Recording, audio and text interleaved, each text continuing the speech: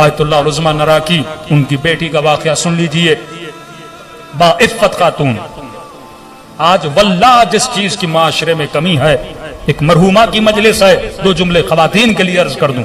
آج غیرت کو لوٹا جا رہا ہے، آج حیا کو لوٹا جا رہا ہے. ایک مومنہ نے کہا کہ مولانا میں نے خواب دیکھا ہے، امام زین العابدین نے سفارش کی کہ کہو اپنے مولویوں کو، کہو ممبر پہ آنے والوں کو کہ حیا پہ مجلسیں پڑھیں، حجاب پہ مجلسیں پڑھیں.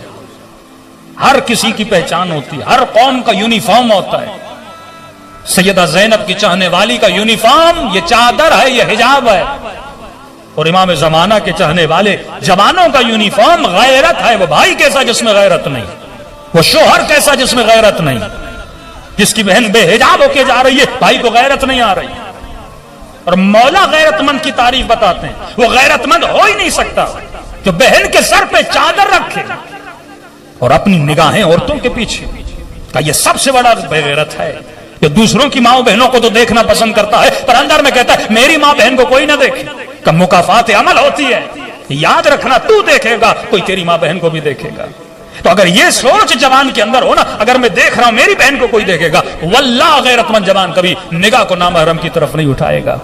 میرے چوتھے امام فرماتے ممبر سے پڑھو.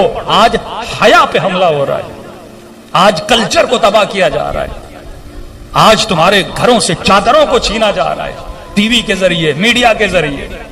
یہ واقعات کیا ہیں کہ شیعہ لڑکیاں گھروں سے جا رہی ہیں.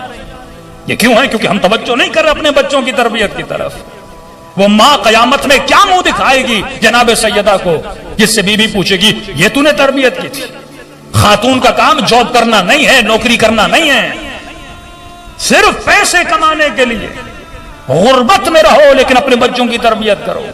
8 گھنٹے 9 گھنٹے تم جاب کرو گی، بچوں کی تربیت کون کرے گا؟ معاشرے میں اگر تربیت کا فرض اللہ نے کسی کو دیا وہ عورت کو دیا. مرد کی ذمہ داری تربیت نہیں ہے، عورت کی ذمہ داری تربیت ہے. ایک اچھی خاتون اپنے شوہر کی تربیت بھی کرتی ہے. ہم سائیکولوجی میں کہتے ہیں عورت کے بچے صرف یہ نہیں ہے جن کو پاس، شوہر بھی ایک بچہ ہے اس کے سامنے، اسے اپنے شوہر کی تربیت کرنی ہے. عورت کا صبر زیادہ ہوتا ہے، اس کا تحمل زیادہ ہوتا ہے. کربلا میں سیدہ زینب کا نقش، سیدہ زینب کا کردار ہمیں کیا بتا رہا ہے؟ بچوں کو کون سنبھال رہی ہے؟ بی بی زینب. سکینہ کو کون سہارا دے رہی ہے؟ بی بی زینب. ساری بیویوں کو کون سہارا دے رہی ہے؟ سیدہ زینب. حالانکہ امام زین العابدین امام ہے، لیکن یہ ڈیوٹی مولا کی نہیں ہے، سیدہ زینب کی ہے. کیونکہ عورت کا حوصلہ ہوتا ہے، اس میں صبر ہوتا ہے. پورے سفر میں پردے پہ گریا کیوں ہے؟ چادر پہ گریا کیوں ہے؟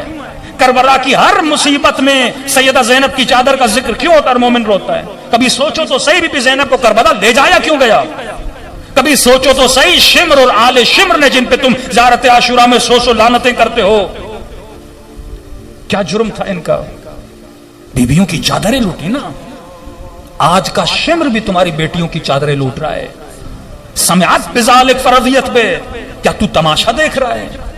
کیا تیری وہ ذمہ داری نہیں جو اہل بیت نے تجھے بتائی؟ تو آج ایک محجبہ خاتون کا یونیفارم یہ ہے جو شرعی حجاب ہے وہ کرے، جو اس کی ذمہ داری ہے. بچپن سے اپنی بچیوں کو سمجھاؤ کہ اللہ بچہ عورت سے پیدا کرتا ہے، ماں کی کوکھ سے پیدا کرتا ہے، کوئی ذمہ داری دے کر پیدا کر رہا ہے نا. اللہ نے ایک سسٹم بنایا، ایک نظام میں ولایت بنایا ہے. ولایت کا مطلب علی ولی اللہ نہیں ہے، ولایت ایک پورے سسٹم کا نام ہے. جس سسٹم میں بچہ پلتا ہے، پلنے کے بعد جوان ہوتا ہے، جوان ہونے کے بعد اس تربیت میں جب پل کے جوان ہوتا ہے پھر جا کے امام زمانہ کا سپاہی بنتا ہے. تم نظام طاغوت میں بچے بڑے کرو گے، کلمہ سیکھ لیں گے، نماز سیکھ لیں گے، قرآن سیکھ لیں گے، لیکن آؤٹ پٹ کیا ہوگا؟ حضرت لقمان کی مثالیں کیوں نہیں سمجھتے کہ زمین میں چاول کا دانہ ڈالو لیکن دعا کرتے رہو کہ خدایا گندم دے، گندم دے، گندم نکلے گی. نظام گندے نظام میں بچوں کو بڑا کرو گے اور توقع یہ رکھو گے کہ بچے حسینی بنے، کبھی نہیں بنیں گے. یہ پورا فارمولا، یہ پوری میتھمیٹک ہے. 2+2 4 بنتا ہے. یہ ہو نہیں سکتا کہ تم غلط تربیت دو. 24 گھنٹے بچے گیموں پہ بیٹھتے رہیں، 24 گھنٹے بچے فلمیں دیکھتے رہیں. اب توقع یہ کرو اس بچے کو خواب میں امام زمانہ کی زیارت ہو جائے. دن رات آنکھیں لوگوں کے ناموس کے پیچھے ہو اور زیارت کربلا پہ کہو کہ خدا امام زمانہ کی زیارت کرا. نجس آنکھیں کبھی پاک چہروں کو نہیں دیکھتی، نجس زبانیں کبھی امام سے ہم کلام نہیں ہوتی. تو آج سب سے زیادہ ضرورت اس بات کی ہے کہ انسان اپنی خواتین کے حجاب کا خیال کرے. واللہ حجاب لوٹا جا رہا ہے. 10 سال کے بعد آپ کا کیا حال ہوگا آپ تصور نہیں کر سکتے. اتنی تیزی سے فحاشی کو بڑھایا جا رہا ہے. پھر اس مجلس کا فائدہ کیا ہے جس میں آنے والا جو ممبر پہ بیٹھ رہا اسی میں شرم و حیا نہیں ہے, جو مجلس میں آتے ہوئے دیکھ رہا ہے کہ خواتین کے سروں پہ چادر نہیں ہے اور اسے فرصت نہیں ہے واہ واہ کرانے سے. شرعی فرض ہے اگر تو آنکھوں سے دیکھے ایک شیعہ خاتون سر پہ چادر نہیں رکھ رہی تو جا کے ممبر سے بول. شرعی فرض ہے جب دیکھ رہا ہے آج جوان نشے میں جا رہے ہیں, جوان کی زبان پہ دن رات گالی ہے اور تو ممبر سے ان سے واہ واہ کروا رہا ہے. گالی والی زبان کتنے بھی نعرے مارے اس کا فائدہ نہیں. بد حجاب خاتون جتنا بھی سر پہ ماتم کرے اس کا فائدہ نہیں. یہ ممکن نہیں ہے. انما یتقبل اللہ من المتقین, قرآن کی آیت ہے. خدا عمل متقی فرد کا قبول کرتا ہے, کسی فاسق کا عمل قبول نہیں کرتا, کسی گنہگار کا عمل قبول نہیں کرتا. تو پہلے اپنے وجود کو پاک کر, وجود کی زمین کو پاک کر, پھر اس میں محبت علی کا دانہ ڈال, پھر دیکھیے میثم تمار کیسے بنتا ہے. آئے نراکی کی بیٹی عفیفہ خاتون شادی شدہ تھی, شوہر حج کر کے آیا, اب مستطیع تھی یعنی ان پہ حج واجب ہو چکا تھا. ان کا نام نکلا حج کے لیے. اب حج پہ کیسے جائیں, شوہر حج کر کے آیا, صرف انہی کا نام نکلا, ان کو اکیلا حج پہ جانا تھا. تو اپنے والد کو کہا کہ بابا میں کیسے جاؤں. غیرت مند بھائی اور شوہر کبھی اپنی عورتوں کو سفر پہ اکیلا نہیں بھیجتے. جب غیرت کم ہو جاتی ہے نا تو بیویوں کو اکیلا بھیج دیتے. وہ سفر زیارت ہی کیوں نہ ہو, اپنا بندہ ساتھ ہونا چاہیے یا چند عورتوں کے ساتھ جائے. تو انہوں نے جو عورتیں جا رہی تھیں 8-10 عورتیں ایک قافلے میں وہ پیدا کی. کہ بیٹی یہ ساری جاننے والی ہیں, ایک 2 آیت اللہ اور کی بیٹیاں تھیں, ساتھ گئے. اب یہ خاتون اپنے باپ کو جب واپس آئی تو انہوں نے واقعہ سنایا کہ بابا جب طواف کعبہ ہو رہا تھا, اب ایک پوری زندگی وہ خاتون جس نے نامحرم سے زیادہ باتیں نہیں کی, جو بازاروں میں زیادہ نہیں گئی, جو مردوں کے محفل میں نہیں بیٹھی, یہ حجب ختم ہو جاتا ہے نا. ایک خاتون نامحرم سے بات کرتی ہے گھبراہٹ, لیکن ایک میں اتنا کانفیڈنٹ 10 نامحرموں سے بات, اس میں کوئی فرق نہیں پڑتا. اب کہتی ہے حج کا موسم, شیعوں کا احرام اور اہل سنت کا آپ کو پتا ہے, آدمی تو سمجھے آدھا اس کا جسم نظر آ رہا ہوتا ہے. اب حج واجب, طواف واجب. کہتی ہے جیسے طواف کرنے جاتی, حج کا رش آپ کو پتا ہے کیا ہوتا ہے, اتنا رش, مردوں کا یہاں سے کندھا لگ رہا ہے, وہاں سے کندھا لگ رہا ہے. اب کہتی ہے بابا میں حیا والی, عفت والی زندگی میں کبھی نکلی نہیں, سامنے حج طواف بھی واجب, کروں کیا کروں. ایک طرف حیا عفت, دوسری طرف واجب طواف. کہتی میں کونے میں کھڑی ہو کر کانپنے لگی.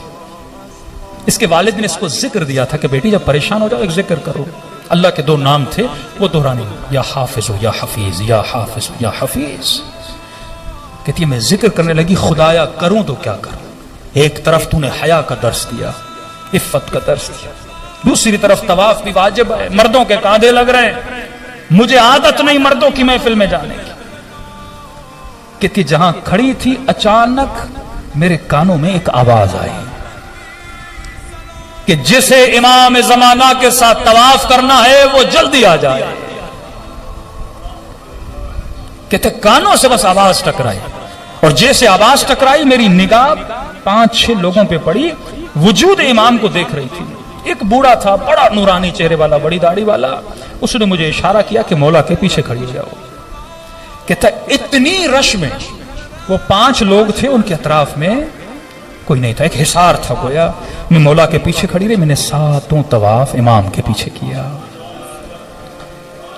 طواف کرنے کے بعد پھر کہ مجھے پتا نہیں لگا اور مجھے یہ یاد بھی نہیں کہ میں نے 7 طواف میں ذکر کون سا کیا, کیونکہ وہ دہشت, وہ ابوہت جو امام زمانہ کی میرے وجود پہ تاری, کہ مجھے یاد نہیں میں نے ذکر کیا کیا. کہ میں نے صلوات پڑھی, میں نے تکبیر پڑھی, میں نے ذکر لبیک اللہم لبیک, کیا میں نے کہا مجھے کچھ یاد نہیں. بس میں امام زمانہ کے عشق میں گویا محبوط ہو چکی تھی, مجھے سمجھ نہیں آ رہی تھی. پھر جا کے میں وہیں جا کے کھڑی ہو گئی جہاں پہ پہلے کھڑی تھی, یہاں تک کہ وہ میری آنکھوں سے اوجھل ہو گئے. چہرہ میں نے امام کا نہیں دیکھا, آواز میں نے سنی تو من یتق اللہ یجعل له مخرجا ویرزقه من حیث لا یحتسب ومن یتوکل علی اللہ فهو حسبہ. جب تو اللہ پہ توکل اور تقوی کرتا ہے, اللہ کہتا ہے پھر میرا وعدہ ہے, میں راستہ وہاں سے بناتا ہوں جہاں سے تو نے سوچا بھی نہیں ہے.